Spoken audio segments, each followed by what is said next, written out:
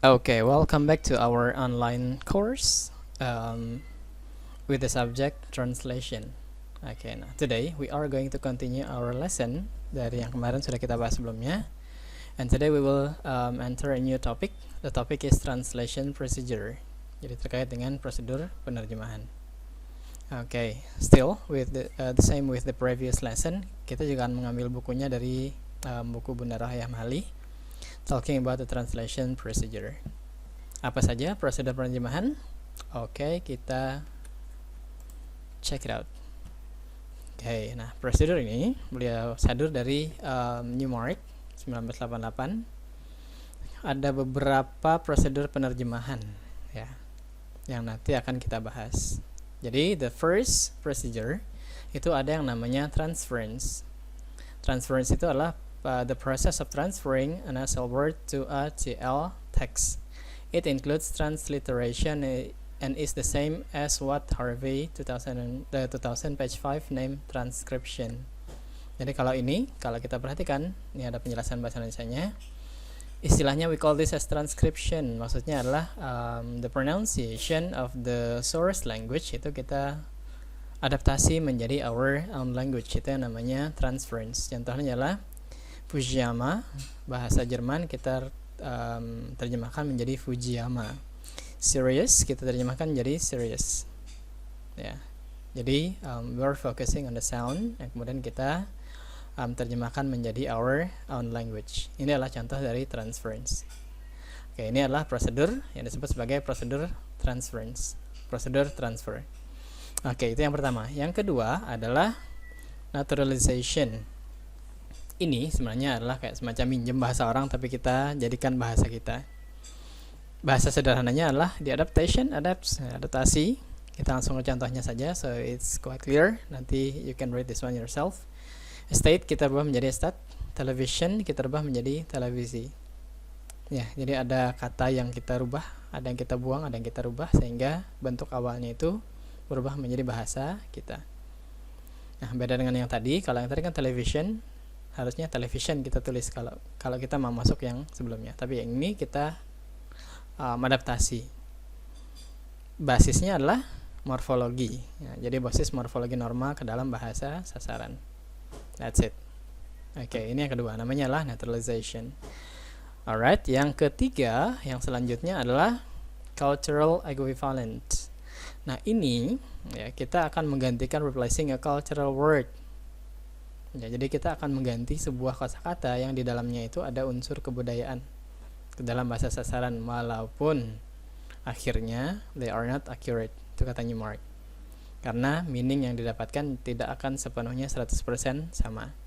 Breakfast yang kemarin ya, jangan lupa itu adalah contohnya, kita terjemahkan menjadi sarapan. Contoh lain adalah pajamas party. Kita terjemahkan, para penerjemah menerjemahkan menjadi penginap bersama. Lalu ada yang bachelor party. Itu adalah pesta bersama sebelum pernikahan. Walaupun meaningnya tidak akurat, tapi dia menggambarkan yang ini. Ini yang namanya cultural equivalent. Jadi prosedurnya adalah menerjemahkan kebudayaannya ke dalam bahasa sasaran. Oke. Itu yang ketiga. Kemudian yang selanjutnya adalah functional equivalent. Ya. Prosedur seperti apa ini? It requires the use of culture neutral word. Ya, ini yang sebelumnya kita bahas di yang kemarin ya. Kita menerjemahkan sebuah kata yang di dalamnya ada kebudayaan itu menjadi sesuatu yang sifatnya netral. Nah, ini contohnya adalah common law wife or concubine, kita terjemahkan menjadi selir, karena istilah selir ini bisa dipakai untuk beberapa meaning, dan salah satunya adalah ada common law wife ini. Ya, jadi terjemahannya kita netralkan, kita samakan dengan apa yang ada di budaya kita. Jadi tidak fokus mengikuti yang bahasa sumber, tapi kita netralkan, pokoknya di dalam bahasa itu merujuk ke, dalam bahasa Inggris merujuk ke sini, bahasa Indonesia merujuk ke sini, sehingga kita temukan yang istilah tengah-tengah di pertengahan. Jadi dia tidak merujuk ke dalam kebudayaan manapun. Selir misalnya ada di budaya kerajaan Indonesia dulu, ada juga di kebudayaan orang lain, right? Sehingga meaningnya kata selir ini menjadi netral. Nah, ini dikasihkan contoh bahasa Persia, but it's not our expertise ya. Jadi kita skip saja. Ini yang namanya functional equivalent. Terus rujukannya fungsinya. fungsi atau definisi katanya tersebut yang kemudian menjadi landasan bagaimana kemudian sebuah kata itu menjadi dianggap sebagai netral. Ya, jadi karena ini contohnya tadi. Karena selir ada di hampir semua kebudayaan. Oke, the next one adalah descriptive equivalent. Nah, prosedur ini adalah prosedur yang fokus kepada penerjemahan yang dia menjelaskannya dalam beberapa kata. Jadi dia tidak mencari padanan tapi dalam bentuk penerjemahan. Ya, ini ada istilah CBT. CBT adalah cultural bound terms, kata yang terikat dengan kebudayaan. Contohnya adalah samurai. Jadi samurai itu kita tidak terjemahkan ke dalam sebuah kata yang sama. Misalnya kita menerjemahkan menjadi Japanese aristocracy from the 11th to the 19th century. Ini yang namanya descriptive equivalent. Prosedurnya dengan mendeskripsikan kata yang ada di bahasa sumber dideskripsikan ke dalam bahasa sasaran.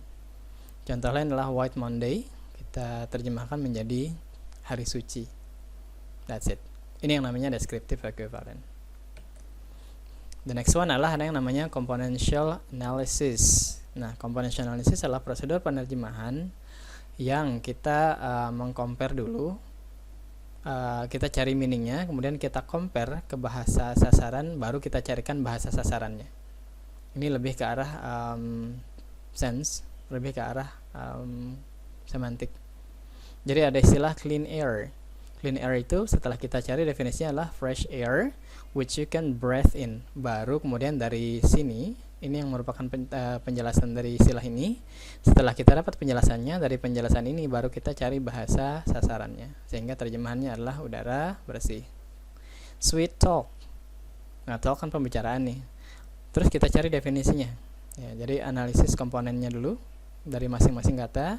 Ini kemudian kita temukan bahwa definisi dari sweet talk itu adalah penjabaran dari sweet talk itu adalah nice words in talking. Baru kemudian kita lanjutkan prosesnya ke penerjemahan menjadi bahasa sasaran, yaitu kata-kata manis. That's it. Jadi remember, tujuannya adalah kata itu memiliki meaning, karena prosesnya adalah dari kata asal kita cari deskripsinya dulu. Setelah cari kita deskripsi, baru kita cari terjemahannya sesuai dengan description-nya ini. Itu yang namanya componential analysis. Yang selanjutnya adalah sinonimi. Nah, kalau ini saya yakin all of you knows this term ya. Jadi sinonim itu adalah kita akan mencari terjemahan yang hampir mendekati dengan kesamaan bahasa sasaran. Ini adalah person gentle, kita terjemahkan menjadi kind person, atau kita terjemahkan menjadi orang baik. Contoh yang kedua kita skip saja. Itu yang namanya sinonim. Jadi kita cari yang mana-mana. Contoh lain adalah chair dengan kursi, itu yang namanya sinonim. Oke, ada yang namanya through translation. Ya, ini adalah terkait dengan prosedur yang terkait dengan literal translation of common collocation. Jadi, through translation ini adalah penerjemahan harfiah katanya. Dan ini biasanya akan mengarah kepada penerjemahan yang sudah memang paketannya seperti itu. Jadi biasanya menunjuk kepada organisasi. Misalnya kayak Lambung Mangkurat University adalah terjemahan dari Universitas Lambung Mangkurat. Ya, itu. Penerjemahan ini juga disebut sebagai penerjemahan calc atau loan. Ya, ini contohnya. Ini adalah contoh singkatan, kemudian kita terjemahkan jadi bentuknya seperti ini. That's it. Itu yang namanya through translation. Biasanya digunakan untuk yang bentuk-bentuk yang seperti ini.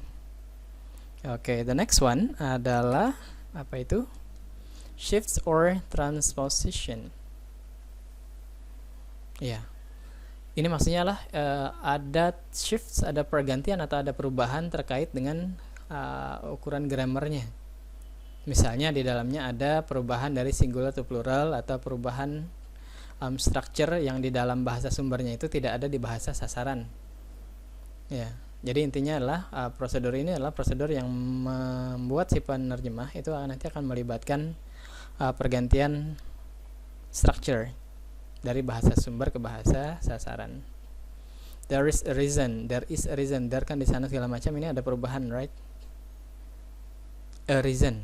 Misalnya di sini. Ini sini ada kata ada artikel. Nah, kemudian dari sini tidak ada sense, ini kita tidak dapatkan di bahasa Indonesia, sehingga terjemahannya hanya menjadi ada alasan. Terus ini ada kata for life, untuk hidup, right? Di terjemahannya kita akan menginput atau menginsert kata kerja menjalani hidup. Ini yang namanya shifts or transposition. Biasanya ini akan digunakan oleh para penerjemah ketika grammar atau structure dalam bahasa sumber dengan bahasa sasaran itu berbeda.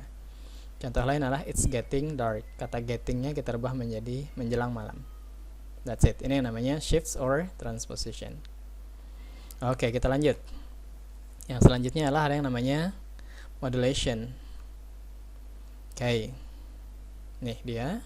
It occurs when a translator reproduces the message of the original text in the target language text in the conformity with the current norms of the target language, since the source language and the target language may appear dissimilar in terms of perspective. Jadi ini ada hubungannya dengan perspektif. Jadi ketika terjadi yang seperti ini, maka biasanya kita akan ada penyesuaian norma. Ya, ada norma, ini masih ada hubungannya dengan kebudayaan juga. Cuman fokusnya modulation adalah kita akan meniru pesan, tapi dengan melalui tahapan penyesuaian norma dari bahasa sasaran. Karena bahasa sumber dan bahasa sasaran mungkin katanya menunjukkan ada perspektif atau sudut pandang yang berbeda terhadap sesuatu. Ini contohnya ada kata at once. Ini kemudian kita terjemahkan bukan dalam satu kali, dalam satu kali misalnya. Kita terjemahkan menjadi sekaligus. Karena perspektif at once ini tidak akan berterima kalau di bahasa kita. Tapi kalau di bahasa Melayu, if you are watching Upin Ipin for example, mereka akan menerjemahkannya sekali. Nah, kalau bahasa kita sekaligus itu adalah terjemahan yang pas, karena ini yang berterima dalam bahasa kita terkait dengan perspektif. Shallow misalnya, ya kita akan terjemahkan menjadi kedangkalan tanpa harus menunjukkan shallowness di sini. That's it, itu yang namanya modulation. Oke.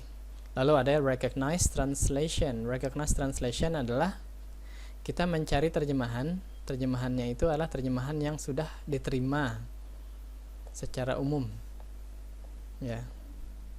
Cavalier. Ini kita akan terjemahkan menjadi ksatria. Walaupun mungkin meaningnya agak sedikit berbeda, tapi dalam masyarakat istilah ksatria itu lebih dikenal daripada kavaleri misalnya, sehingga kita menerjemahkan yang seperti ini. Jadi ini merujuk kepada istilah institusional yang dapat diterima atau yang sifatnya sudah umum, nih, use official or generally accepted translation. Contoh lain adalah constitutional state. Ini adalah konstitusi negara, terjemahan dari Reichsstadt. Itu. Jadi fokus yang ini adalah kita akan mencari terjemahan yang sifatnya memang sudah umum dan sudah diterima oleh masyarakat banyak. Karena itu namanya adalah recognize translation. Oke, yang selanjutnya adalah compensation. It occurs when loss of meaning in one part of a sentence is compensated in another part. Jadi ada pengurangan makna katanya di satu bagian, tapi kemudian akan digantikan pada kata yang lain. Di sini ada kata a piece of ini tidak lengkap, right, meaningnya. A piece of cake misalnya. A piece of ini kalau kita terjemahkan literal dia tidak akan dapat meaningnya. Tapi ketika dia lengkap, ya, ketika dia lengkap maka baru kita dapatkan meaning yang sempurna. Sehingga kata a piece of ini kemudian bisa kita terjemahkan menjadi sedikit. Grazing misalnya. Ya, kata grazing ini merujuk kepada terjemahan yang tergantung ke dalam konteksnya ini. Jadi apa itu compensation? Compensation adalah bentuk penerjemahan yang kita bisa menerjemahkan sebuah kata itu dengan berdasarkan konteks lengkapnya, di mana kemudian dia bisa memberikan meaning yang jelas. Sehingga dari kata a piece of ini kita bisa menerjemahkan menjadi sedikit. The cows are grazing, sorry pakai S harusnya, sapi itu merumput. Ya. Ini baru kita bisa dapatkan yang ini. Tapi kalau misalnya kemudian ini kita gabungkan a piece of-nya ini dengan kata yang lain, a piece of cake, kita tidak akan menerjemahkannya sedikit, tapi gampang, betul sekali. That's it ya. Jadi compensation ini ada makna yang dia akan meaningnya akan lengkap ketika ada bagian yang lain. Ketika dia sudah lengkap frasanya misalnya, baru kita bisa terjemahkan katanya.